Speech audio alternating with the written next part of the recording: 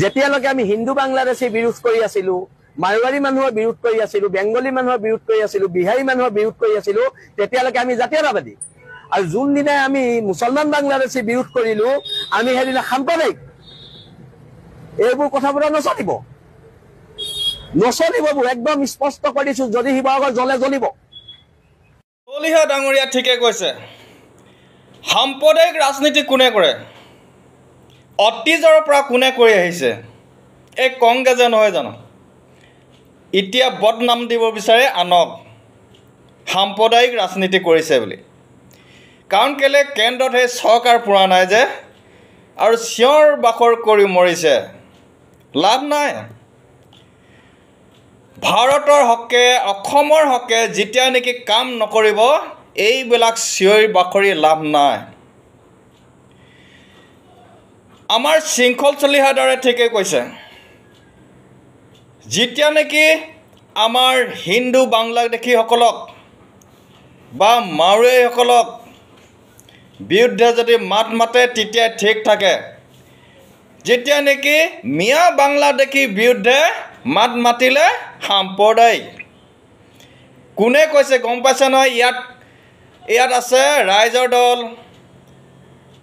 আৰু কংগ্ৰেছ, এইবিলাক দল যি নেকি আগতে জাতীয় চেতনাৰ এটা উদাহৰণ দিব বিচাৰে নিজকে, কিন্তু ইহঁতৰ চৰিত্ৰ অসমৰ ৰাইজে বুজি পাইছে।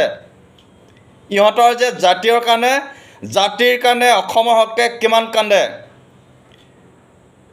সেই বাংলাদেশীসকলকে দেখি পোৱা নাই? ইহঁতৰ চকু মুদি আছে, আৰু ইহঁতি জাতি হৈ কিবা কৰিবলৈ বিচাৰে। এই হাঁহি উঠা কথা নহয় জানো? হাঁহি উঠা কথা নহয় জানো? এই চৰকাৰে যিবিলাক উচ্ছেদ কৰিছে, এইবিলাকতে এটা আপত্তি। হেজাৰ হেজাৰ বিঘা মাটি উদ্ধাৰ কৰিছে। কি হৈছে আপোনালোকৰ? চকুৱে দেখা নাই নেকি? ভালদৰে দেখা নাই নেকি?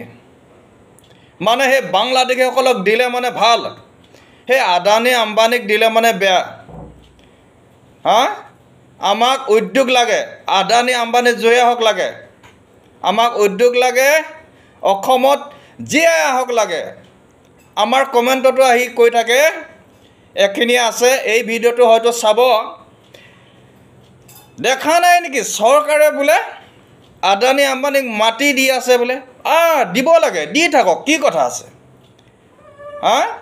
তহঁতৰ যে সেই কৰ্ণাটক, তেলেংগানা, এইবিলাক যে কংগ্ৰেছ চৰকাৰ আছে, সেয়াত যে দি আছে আদানীক, সেইবিলাকক মাত নেমাত নেকি?